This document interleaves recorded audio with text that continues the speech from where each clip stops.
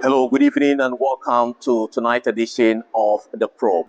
As always, my name is Carlos Calone. We are on DSTV channel 421, Go TV 125, and we are on Joy 99.7 FM, as well as Love 99.5 FM in Kumasi. You can also catch us streaming across all our digital platforms. We are on Facebook, we are on YouTube, and X at Joy News on TV, and globally myjoyonline.com. Tonight, Ghana faces a grave crisis as millions go without safe drinking water due to what you know, severe pollution of major water bodies across the countries due to galamsey activities.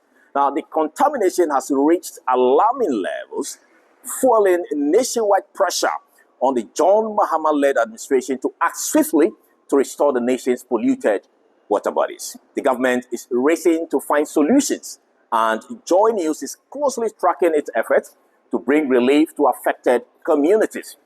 On The Probe tonight, we've traveled over 11,553 kilometers to Malaysia to investigate one promising option, the IonicNanoCopper, INC technology, a potential pre-treatment solution to help reduce high turbidity levels in Ghana's water bodies, even before reaching the Ghana Water Limited treatment plant. I'll be speaking with the President and Chief Executive Officer of the Global Marketing Enterprise, Shaba, the developers of the INC technology, to explore how this can be adapted to Ghana's context. And we'll also hear from the Ghana Water Limited, as well as the Environmental Protection Authority. Before we zoom into this conversation, watch how the technology, when applied to water from the Birim River, drastically reduce the turbidity levels of the water within minutes. Look at this.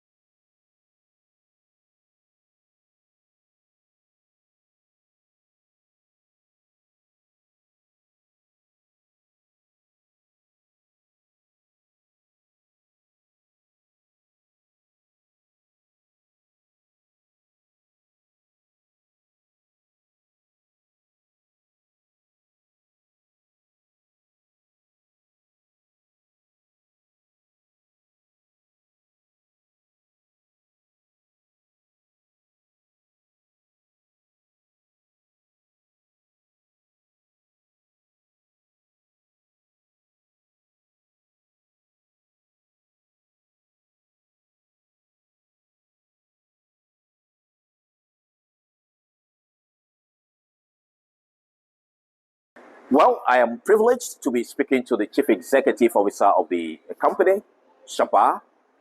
He joins us here on The Probe. You're welcome to The Probe. Tell us about this technology. What really is it? Okay, so first, thank you for giving me the opportunity. Our company was established in 2006. In fact, tomorrow will be 20 years. Global Market Enterprise was established with the sole purpose of bringing environmental nanotechnology in a way that big companies cannot do it, because we focused on the problem and bringing solutions to that problem without the red tape and the bureaucracy of the big companies. So we have invested in research, development of ionization of polymers and minerals since 2006. Initially, our products started in agriculture and treatment of the irrigation water. And it started in Malaysia. I moved to Malaysia 20 years ago from Canada. And I worked with different scientists, different experts to understand how can we address the challenges rather than just talk about them in an academic way. Because you can write research papers as much as you want and do lab tests as much as you want, but you need to bring real solutions to real world problems. You cannot constantly complain, because these big companies or systems cannot change overnight. So our ionization technology works on ionizing copper, magnesium, zinc, iron, nitrogen, potassium, phosphate. So we ionize many of these products for different purposes. In the sense for water treatment, we have been using our product actually since 2006 to treat mainly treatment of polluted water. Polluted water can be pollution from organic matters, which can come from human waste, animal waste. It can be also problems with algae and blue-green algae, which is cyanobacteria, which is very deadly. So you can have fresh water, but if the temperatures are right, which is about 15 to 20 degrees, and humidity is right, bacteria will grow. So we have extensive experience in treating the water in a way that it does not cause secondary problems. Okay. So, for example, chlorine or bromine or other oxidizing agents, they can, for a short while, treat the water. But what happens long term? They have byproducts such as THM, trihalomethanes, which now we know cause cancer. So our product uses very, very small amount of ionized copper sulfate pentahydrate. So my competition has to use at least 400 times more than what I use. So right away, we are so little. But then we are bioavailable, so we don't leave residue in the environment.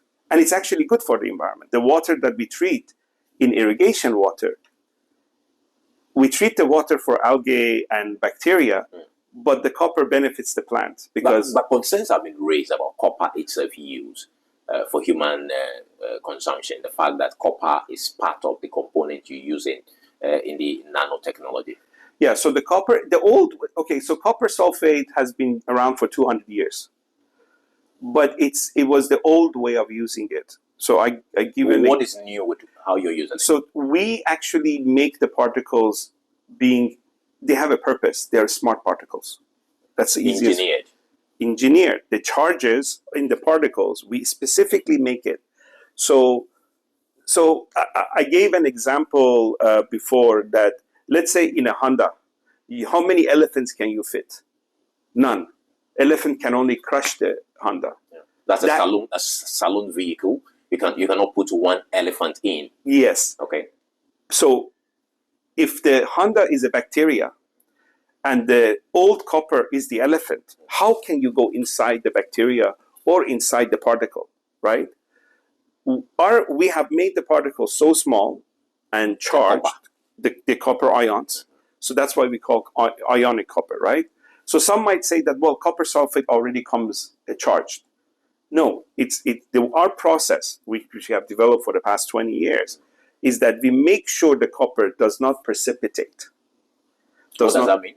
So the old way that they did, they put the copper in the water, or they even mixed it and put it in, and it sinks to the bottom.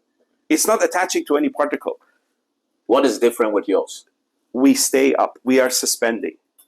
And we attach, because we are so small, so remember the elephant in a Honda? Now, how many millions of mosquitoes can you put in a Honda? Millions. But these mosquitoes are active, right? They have their own activity.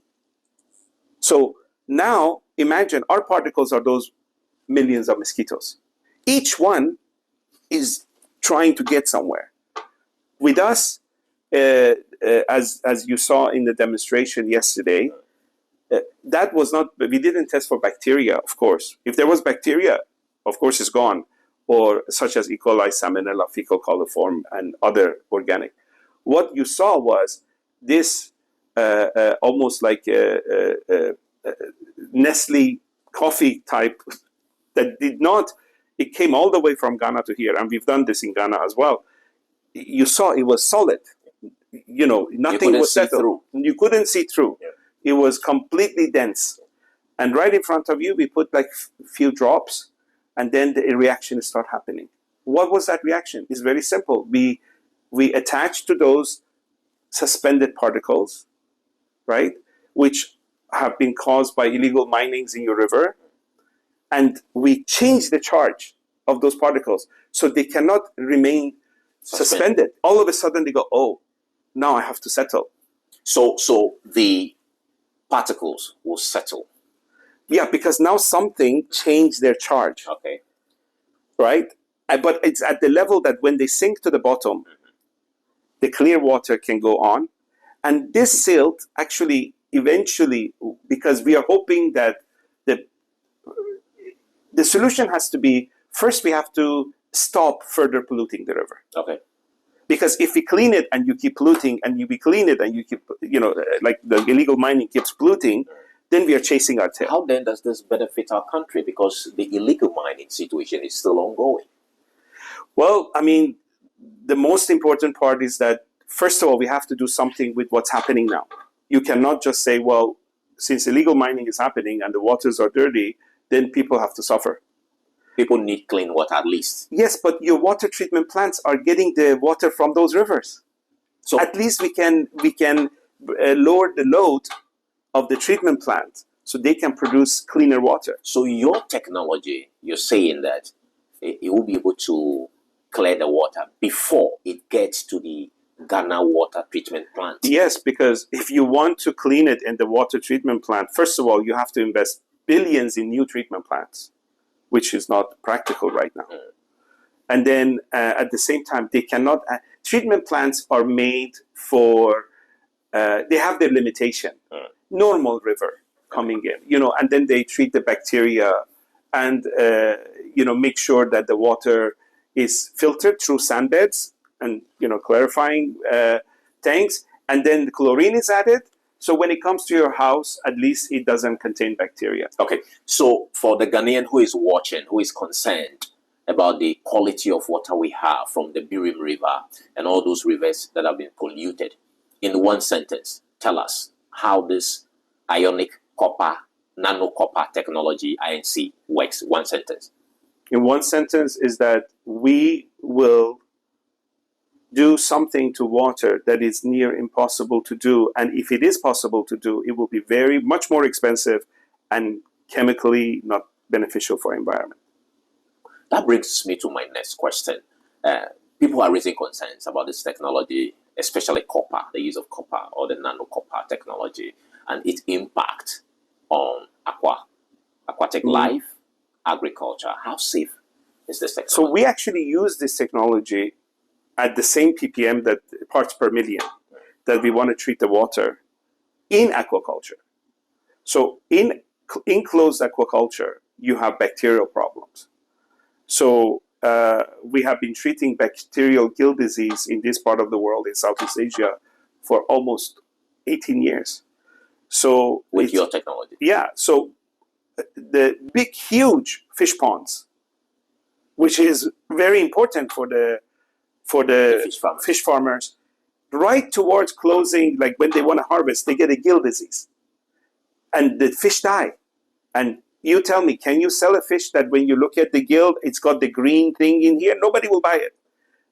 I can send you photos. And what we've done in Thailand, this was a long time ago, but we took photos. Within 24 hours, all the gill cleared because the copper ions went and cleared the bacteria. And the farmer was crying. So the point is that this technology is not dangerous to aquatic life? No. And for drinking water, our technology has been used in Canada for many years. We are Health Canada and PMRA approved. PMRA is Pest Regulatory Management Authority, which is one of the most difficult places on earth to get permission to put something in water, because Canada has the #1 freshwaters in the world.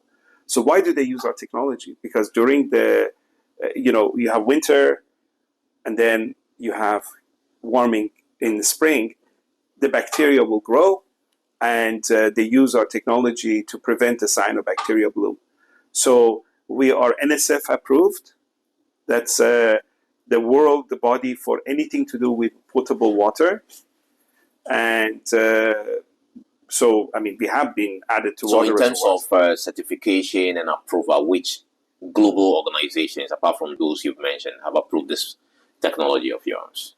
Well, I mean, those are the most important. Like the government bodies now have left the certification and audit of the technology to NSF. Okay. Even in Europe. So which countries have you applied this technology? We have applied, well, I mean, we have, of course, Canada for water treatment plants during the months of, let's say, spring and summer. Then we have applied in Southeast Asia. We have done in water reservoirs, wastewater, is the big thing we do. Okay. In which specific countries? Malaysia, Thailand, Indonesia, Philippines, South Africa. We've been there for a long time. Do you have projects in South Africa? Yes. So the water municipalities, they use our project for waste ponds and also treatment plants.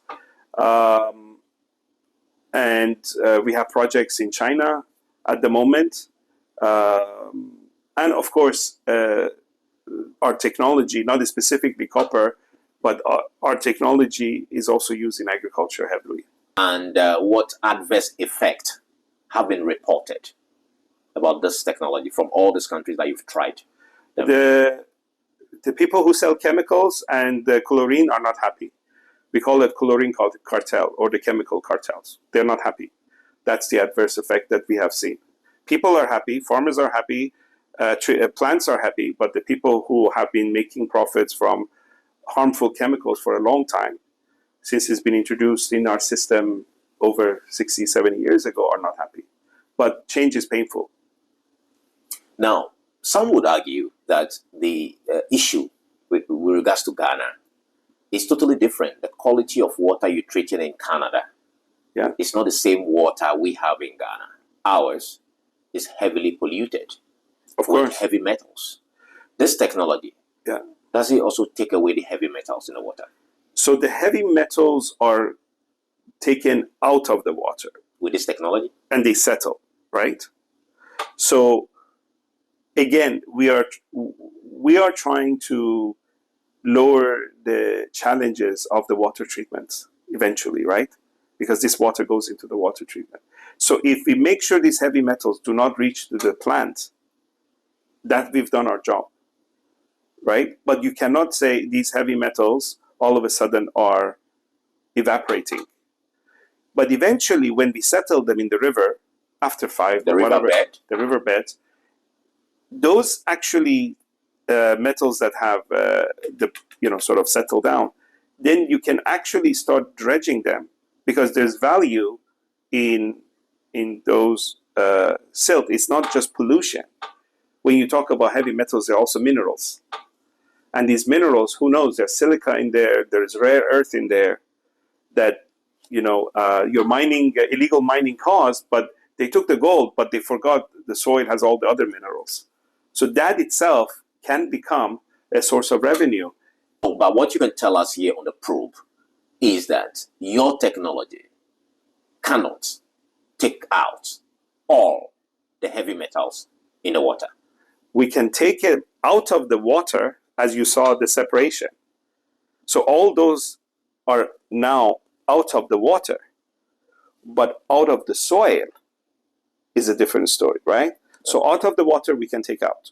And that water that is going, it is within the limits set by your EPA. Okay. Right?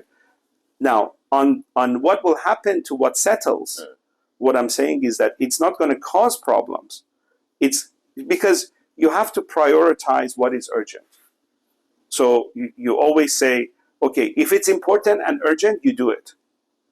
If it's important and not urgent, you do it later. So in our context, what is important? What is urgent? What is important and urgent is your water quality. That is going into the treatment plants and it goes to the people. That's important, urgent.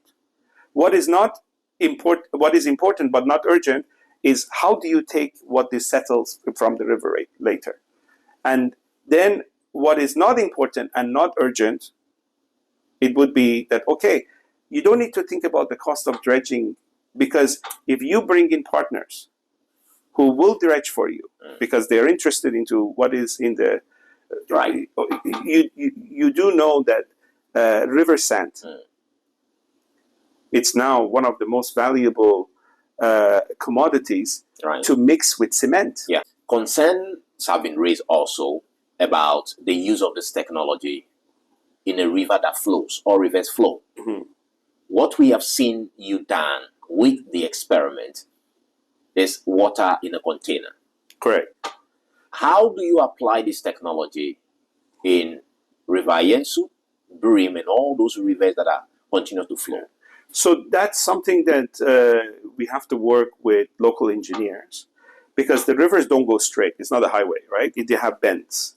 And in the bends, they slow down and they go. It depends on the rainy season and the dry season, right? So it is not a constant gushing flow. So as long as we calculate the flow rate, we can actually plan for that. So we are applying here, we are applying, at this bend and this bend and this bend, and as it flows, it still settles down. It doesn't mean that it's constantly mixing, because we change the specific gravity of these particles, right? So as the river flows, the heavier particles settle and the cleaner water is so if the river spans kilometers, say 20 kilometers, how are you able to do that? Oh, we start from upstream and then we do it in sections. Of course, you have to understand, pre-treatment is very easy because we know water coming, we add the dosage, it goes into treatment plant, and we've actually done tests in Ghana with your Ghana Water Authority labs and with independent labs. On the river side, on the treatment of river, which is not a Ghana Water issue, but is EPA issue, but in my opinion, it's the same. Yeah. Because EPA has to make sure the polluted river, the solution before it arrives in the Ghana water, right? So we will do trials in phases, right? So, and are there going to be challenges? Of course, but that's what engineering is for. You have the challenges. We have the technology. Right. It now becomes mechanics. Do we need banking? Do we need to apply at this area?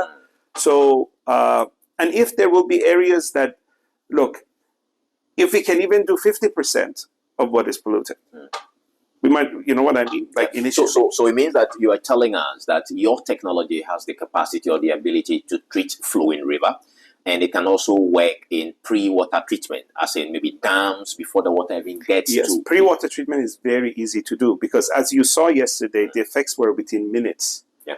And usually the retention time of these reservoirs that are coming is in days. Okay.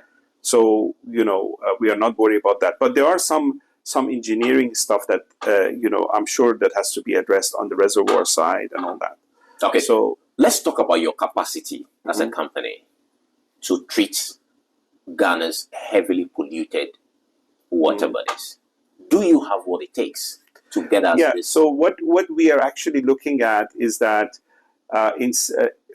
first of all, our hope is that even because we are intending to also enter agriculture in West Africa, and we have chosen Ghana as the hub. And I don't have to explain why Ghana is a great country, of course. Yeah. So Ghana has been when it comes to continent of Africa and West Africa in the context of stability, it has a very, very educated, smart population who understand about sustainability, and they want to keep the country great.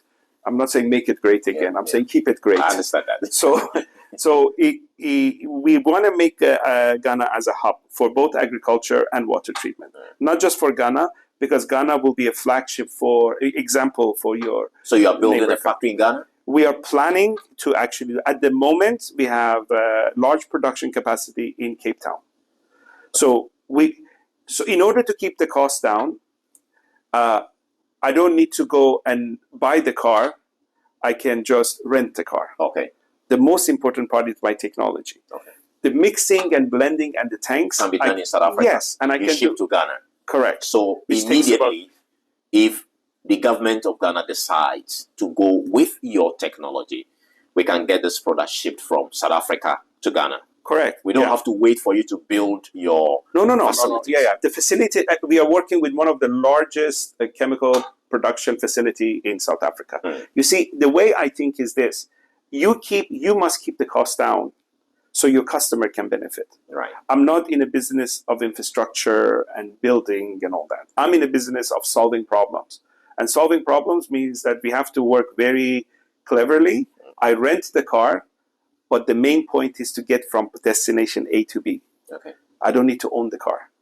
And our hope is that we can build the facility in Accra. We'll come back to talk about this technology's benefit to agriculture, because you mentioned agriculture. We'll come back to that part of it. But tell us, how expensive or cheap is this, your technology? The water treatment project in Ghana, of course, it's a special project. It's a special condition. right? So why do you say it's special? Because of the level of pollution, right? You've never seen that level of pollution before? I mean, I've seen similar things in Zambia within the copper mines, but they had to fix it very quickly. So there was not illegal mining; those are mining licenses. So if they weren't fixing it, the licenses are pulled, right? So, so you helped them in Zambia?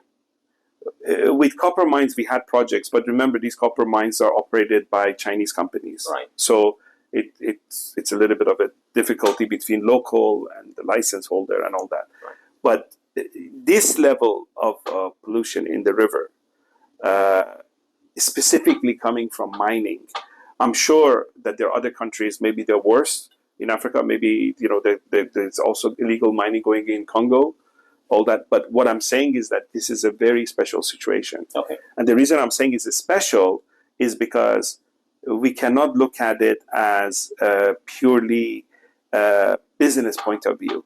Okay. So for us, we have to understand that we have to take a lot less margin that we take, for example, let's say treating in Canada or other countries, or even agriculture.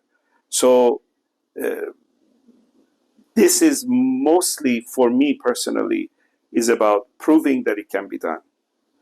And hopefully we can have, as I said, Ghana as a hub for other African countries. So this technology, once we produce it in Ghana, it can be actually exported from Ghana to the rest of the West Africa. The cost is what I'm still interested in. Yeah. How expensive is it, in one sentence? It's far less expensive than the solutions that doesn't exist. The people who come and tell you, I can do this and I can do that, you need plants to build, right? Like, okay, for $500 million, we build a plant. What are you're gonna move the plant along the river, right? So we are still based on the volume that we're gonna get. You gotta understand, in production, we still buy raw material, right? I don't produce my own copper sulfate. We have the technology to make it ionized and in nanoparticles. So once I know the volume, then I can negotiate with my suppliers and then say, okay, this is the cost and this is the cost on the ground. And as I said, at the moment for us, the profit is not the concern. No. Okay. If it was, I wouldn't even take the project because I would say, I'd rather spend the time in agriculture side. Okay. But if we can help, if there is a chance to help. So for you, this is more like charity. Not charity. You're making some margins though. We cover the cost for sure, but I don't want to be out of pocket, right? So if you want to call it as non-profit, right? We are very close to non-profit right now, but we are not a non-profit organization. Right. I'm not Sure. But it is more about us having. Going after a challenge that not many people want to go and touch it. Now, let's look at the next phase of this. Now, we have seen the technology. You've not tried this yet in Ghana on the river. Any plans of piloting this in? Yes, of course. So we're not going to go so we're going to go into phases. So we've done lab tests. We've done, as you saw, we even done larger tanks that we have tested. So now we go into a small pilot. So where we will choose a location, take video, bring the drone shots, all that, and then hopefully based on what EPA decides, but invite the media when we apply, and then come back and see how it cleaned. So yeah, we have to do it in phases. Okay. So, but on the pre-water treatment side, the proof is in the pudding. The Ghana water have the parameters. They go, oh yeah, I don't have to put this much aluminum oxide. I don't have to put. The load goes up. Okay. The load means the capacity to treat. Yeah. Right. So my understanding is that for Wager Dam, for instance, we know it's a dam. We know the size of the dam, and so we can just calculate the volumes and then we spray it before the polluted water even get to the treatment plant. Yeah, and that's, for the rivers, you're going to apply it at different. Yes, we will stages. have that sections, and of course we have to work with the local engineers. I don't believe in bringing. I have the technology, but I have to listen to local engineers. Okay. I don't believe in importing experts from outside. All right. That point made. Finally, I'm interested in the benefit of this technology in boosting Ghana's agriculture, because you said beyond water treatment, it has the potential, the capacity to be able to transform Ghana's food production. So we use the same technology, different formulation for agriculture. Same technology means that we still ionize copper, zinc, magnesium, but then we go after diseases. For the past 30, 40 years, we have been told the only way to control the bacteria and the fungi is to use carcinogenic fungicides, such as mancozeb and any derivative of mancozeb. I don't care what is the brand name. It is still a carcinogenic fungicide. But it can control the disease on your crop, and you have the yield. What happens to the local farmer? We don't know. What happens to the mancozeb spray goes into the river? We don't know, right? So we have been working very hard to replace fungicides, or reduce them at least. Okay. Again, we are going against an established market, but thinking is changing. So copper is essential for plants' health. Essential. So is sulfur. So what we do is that if you have to use, let's say in bananas, if you have to use 60, 70, 80 kilograms of these chemicals per hectare, we only use 5 liters per year. You see? Logistics plus the benefits of the product itself. Cacao. There are diseases that they keep switching and alternating these chemicals. It doesn't work. So this your technology can even help us with fighting cocoa pod diseases in Ghana? Yes, this is about the powdery disease, right? Yeah. So we actually have done that in other crops. Some of them called mildew powdery disease or white powdery disease. We can do that. But that's very easy. Agriculture is easy.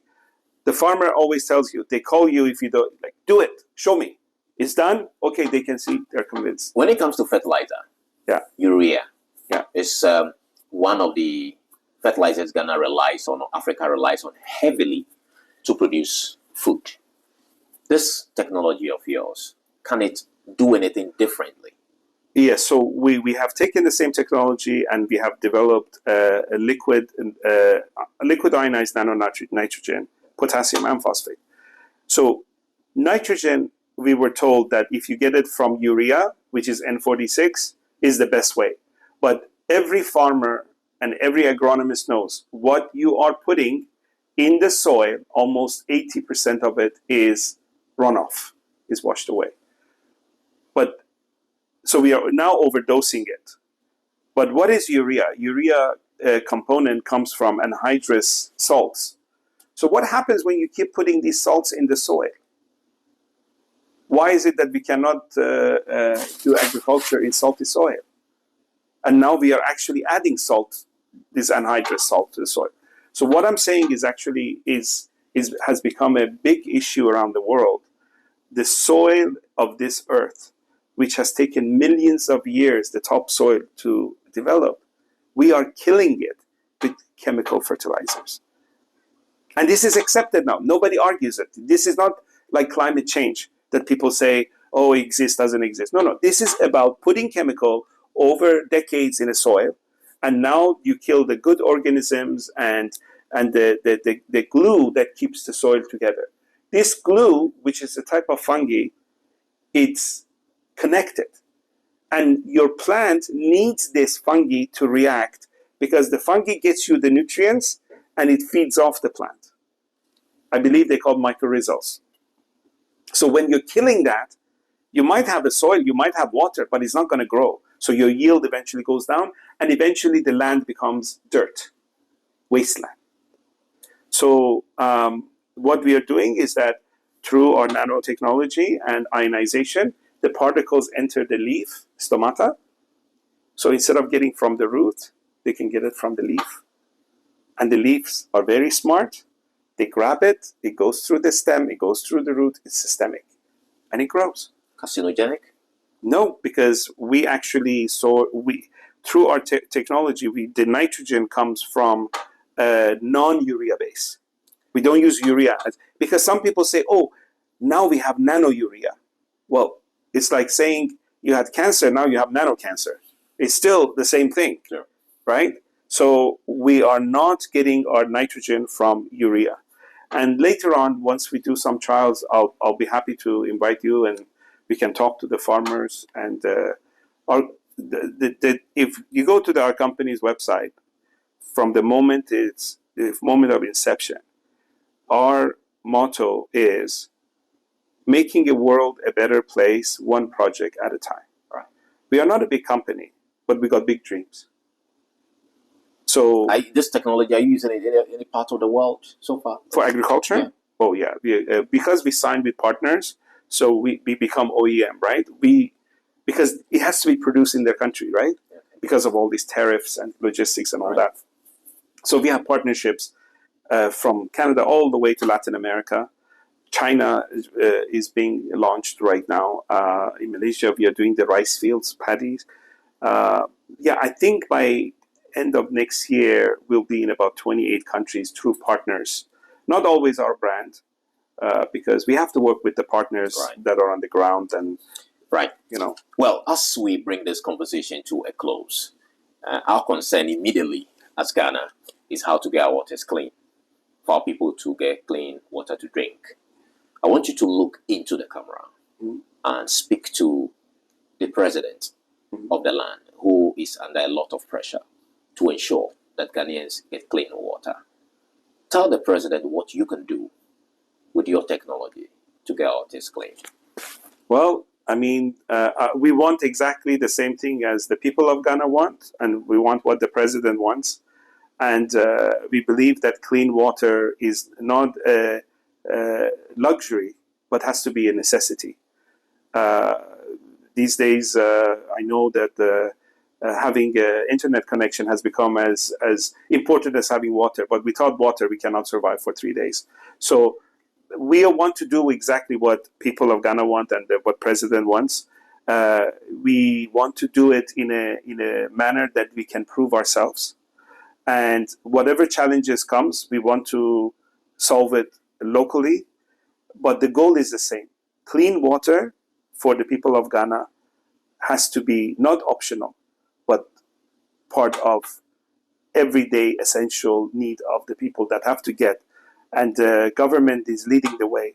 And we do also hope that through using new technologies and maybe drone monitoring and all that, to stop the illegal minings as well. Thank you so much for speaking to us here on the probe. Thank you for coming and seeing us. Also joining the conversation are the Deputy Chief Executive Officer of the Environmental Protection Authority, Dr. Michael Ayamga, the representative of the MD of the Ghana Water Limited, Dr. Hadisu Al-Hassan, as well as the Head of Policy Planning at the Water Resources Commission, Dr. Mauli Lomo. Okay, Prof, you have seen this INC, the demonstration. You've all seen that. What's your impression? My impression is that it gives us the opportunity to deploy something that helps us buy time so that we can clean our systems. I've seen it in action, at least from a layman perspective. It works, accelerates the rate at which the sediments settle. We get clear water within a matter of minutes. There has been demonstrations also in the application of large water bodies, which means that when it comes to dam and reservoirs, it has applications. So what is left in our situation is where we are dealing with the riverine bodies, and that is why we are here to explore pilot. But as to the efficacy of the product, its ability to clean waters and to promote sedimentation fast, I say it works. It gives you the option of having, let's say, metallic substances and other pollutants settle. As in the heavy metal? Yes, settling to the bottom in one location. Then you can manage, or allowing it to run along the river bodies and spread. So just from basic analysis, that kind of technology gives you leverage, gives you the opportunity to buy time, and then we can go on. Of course, we want to do a pilot, we want to contextualize it because we are faced with a unique situation and we have to deal with moving water bodies and others. Can we apply it in our context? And that is why we want to pilot. But as to whether it has worked, yes, we have seen it here. And there's been also the application in Greece that has also been demonstrated here. So yes, the technology, like we have seen, holds prospect. That's what I can say for now. Well, concerns have been raised about its use in flowing water bodies. How sustainable would that be? Yes, I still have those questions. And as you see, we came here as a team. We've come with experts and our own engineers. So, yes, that question remains. It has been applied in stagnant water situations or contained water systems. Is it possible for you to apply it in riverine or flowing bodies? That is what our pilot seeks to explore. There are ideas floating. I've been listening to the experts postulate and then also put forward various iterations that we could explore. So I'm cautiously optimistic that even if we don't get to apply it to riverine bodies, we could explore options that it gives us in treating water so that we can at least have wholesome water. It has applications also in agriculture, which I think going forward we could look at it. But as I said, I don't want to pass a verdict before we test it. We have seen a whole lot of test results and others. Our team is taking the sample. We want to also do our own independent verifications just to reinforce what was done earlier both in Ghana and here. And we'll leave the decision to maybe a high level consultation and then eventually we go on. But for what I've seen currently, I'll say I'm impressed and I'm cautiously optimistic that at least there are alternatives. Apart from the Environmental Protection Authority, which other agencies are actually looking into this meticulously to ensure that we get value for money and get clean water for our people? Yeah, as you can see, I'm here, of course, leading the delegation, but I'm here with a representative from the Water Resources Commission, from the Ghana Water Company. We are here looking at how we can collaboratively deal with it. Whilst we are looking at it from the environmental perspective, there's also the water treatment dimensions of it. There's also the water body effect of it. So, yes, this interagency approach would eventually allow us to look at how we can leverage. It may work for some, not for all, but I see prospects. And when you are challenged, when you are faced with problems, you explore alternatives. If others have developed technology like this and it's left for us to maybe iterate and then apply it to our context, we can only be excited that we have at least an opportunity to try. Right. So, yeah, I'm for the piloting. Okay. And well, when is the pilot likely to happen? We are thinking of doing it when we go back, of course. We'll have to have a management meeting, discuss with the CEO, and then, of course, at higher level engagements, and then we get the final goal. But we want to do it. This is science, and when you are faced with challenges like this, and there is an opportunity, you don't have to be dragging your feet because you still have some questions that are not answered. No, I think we have to look at it, and that is why we are all here. But concerns are also being raised. Why don't you just stop the Galamsey as EP, because you actually have the power to do so? Why don't you first stop the Galamsey from polluting the water bodies rather than going ahead to start treating water? I have been trying to avoid talking about Galamsey because it's about work, and you can see the lot of work is going on. You in the media can testify that progress is being made. But whilst that is happening, we need to clean, we need to reclaim. And that involves technology, it involves science, it involves resources. And that is what we are doing here. Whatever resources that exist anywhere in the world that we can deploy to give nature a helping hand, we want to do that. And that's why you have the team here. You went with us all the way to the factory yesterday. What we were doing is try to put faces behind this, try to know the research that has gone into this, try to know where it has been used before. And that's why we are here. It's part of the due diligence. And yes, you can testify that eventually we will get some control on the source of pollution. But applying this also gives nature a helping hand. Reduce the time it may take to clean our river bodies if this thing works. Gives us the alternative to treat water before it enters our water treatment plants. Yes, there are still some questions to answer, but that doesn't stop us from finding a solution. And it is the process of finding a solution that we are doing here. Do we have any idea how much this is going to cost the taxpayer? We asked this question during the president's engagement with civil society, and we are looking at about $200,000 for the pilots, and then going forward, I'm sure we can do the costing. But for now, we are focused on the pilots. The $200,000 for the pilots. Yes. We don't know how long the pilot is going to last, where you're going to do it, and all of that yet. Yeah, you saw in the engagement yesterday, our team were raising questions, and each question we raised, we can answer with a pilot. So we think that it depends on the number of iterations we want to do, and then also how we want to look at it. Do we have the funds, $200,000 ready for the pilot? We need $200,000. Do we have to treat our water bodies? Yes. Do we have to find solutions to the current problem we have? Yes. Is it important? Yes. If it is important, you can trust this government. We'll find the resources. Do we have the money? We will find the money. How soon?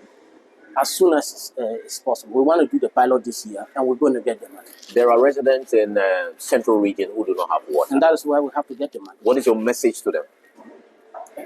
I don't want to say I'm giving them a message, but they can see we are not sitting down, we are trying. The fact that we came here as a team means that we want to change the situation. We want to solve the problem. Finally, what is your message to those who continue to pollute our water bodies? Because if they are not polluted, I'm not sure you'll be here in Malaysia looking for solution. What would you want to say as the Deputy Chief Executive Officer of the EPA? We are pleading, stop. If you don't stop, we'll come after you. All right. Thank you so much for speaking to us here on the probe. Thank you. Right. You are the Director for Mining at the EPA. And so you come face to face with those who are actually polluting our water bodies. So beyond the mining, you are part of the delegation here in Malaysia looking for solution. First of all, you've seen the demonstration. What is your impression? Very impressive to see how the sample of water that we brought from the Brim River settled, and you could see clear water within some minutes. And even after shaking it, it settled very faster. And I mean, that tells you that yes, there is a solution. But we need to look at how we would apply it in our context back in our home country. Are you convinced that we can really apply this in our water bodies to ensure our people get cleaner water? Yeah, in what we have learned and what we have seen, it has been applied in water bodies that are contained, not running water. And so for us, the challenge will be how do we put it in a running water situation, which are rivers like the Tano, the Pra, and Cobra. So maybe we may have to do sectional damping and then do the treatment before it will get to wherever the treatment plants of Ghana Water Company. Because the concern is also how the siltation would affect their reservoirs. And so we can look at some of these options when these things are happening. And so we are on the right course. Thank you so much for talking to us. Thank you, Carlos. Dr. Hadisu Alhassan, and you are from Ghana Water Company. You're part of the delegation who's gone there to see what this company is doing. Yeah. Based on your experience and expertise, what do you make of this technology? So, generally, with my knowledge in ionic copper nanoparticles, they offer an advanced multifunctional treatment in the process. In that one, they serve as antimicrobial. So what that means is that they kill microbes within the water, be them viruses, fungi, or bacteria. Then also the other benefit from these kinds of nanoparticles is also is catalytic. Like they try to reduce, in water the heavy metals exist in different forms. So they try to reduce them into non-toxic forms. That's another benefit of this particular technology. Okay. Yes, and then the third other aspect is that they absorb some substances onto themselves. For instance, mercury exists in different species. The shiny metallic one that we see is there. Once it gets into water, it becomes a salt through some complexation, which plants absorb and all that. Then we have the most lethal form, which is the methyl mercury. So the ionic mercury, that's the mercury salt to bacteria can act on it to form methyl mercury. That's the most toxic. That's like 100 times more toxic than The one we see. the shiny mercury. one we see. Exactly. So that's it. And it has the ability of absorbing these things on them. This nanotechnology. Yes, this particular copper nanotechnology. Okay. Basically. So that's the knowledge that I have. Will it help enhance the work you do as Ghana Water? What you see? Yes, so yesterday what we saw was that once it is applied to our water sample that we saw, there was some bit of flocculation. So there was some coagulation and flocculation. So we saw a lot of the colloids and sediment settle. So it's obvious that it works in that light. Just that we would have to work with it further to see how beneficial it will be, and also look at the economics. I think that's also very important. The cost. The cost of it, and then other things like the residuals it might leave in the water. So we are quite cautious of the quality of water we produce for Ghanaians. But it looks very promising, as we also, and then we can do further studies on it. As Ghana Water, what will be the way forward on this once the pilot is done? Once we do a pilot, and then we see that it's effective for us, definitely we are always in search of new measures that can help treat water much better than we are doing now. Yes, so once it works well for us and it doesn't have any negative effects, and it's something that of course we can afford, then we go ahead and adopt. All right. Thank you so much. You're welcome. You are from Water Resources Commission. Yeah. Your impression? Well, as a commission concerned about the management and regulation of water resources in Ghana and the level of degradation we have experienced recently, I think that if we are able to deploy this technology, it can help us clarify our water.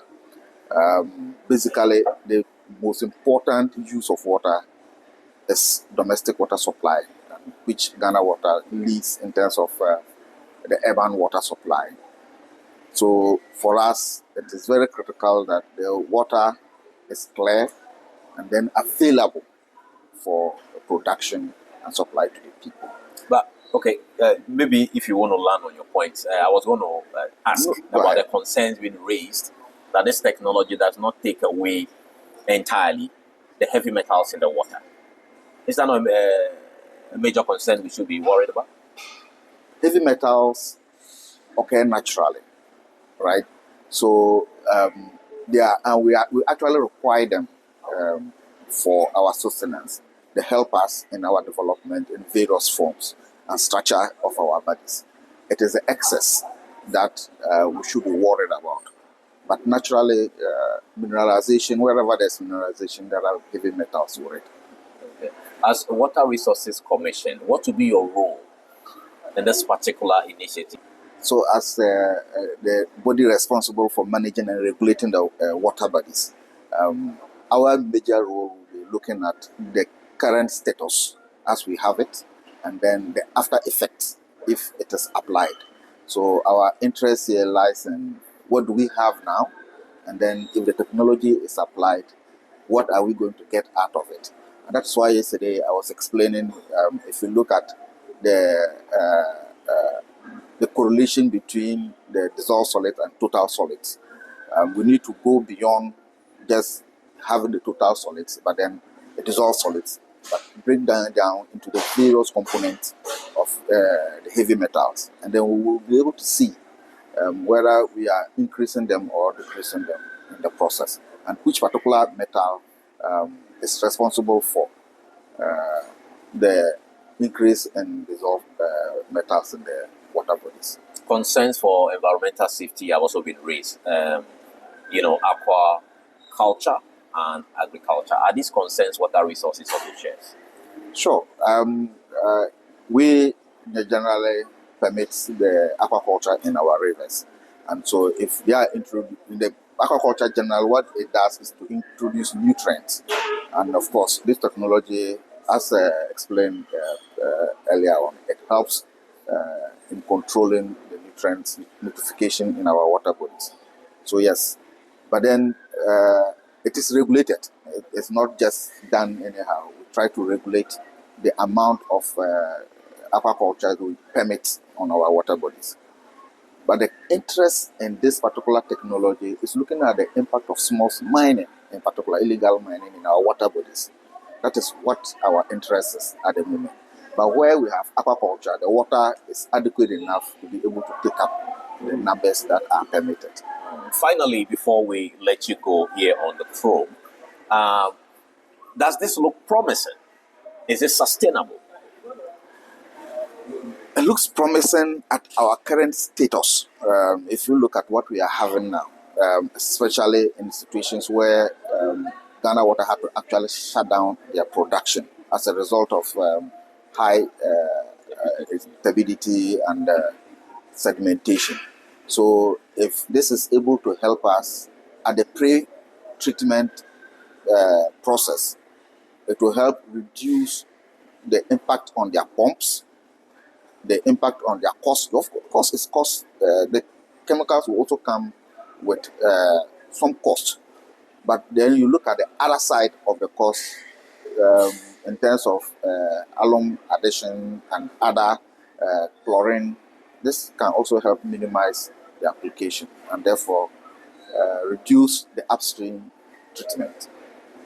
Thank you so much for speaking to us here Thank you. on the probe. Thank you very much. Well, from this factory, this is where IonicNanoCopper, this very product you see me holding, is formulated here in Malaysia. And this is what has been able to turn this water from Birim River in Ghana into what you see on the screen.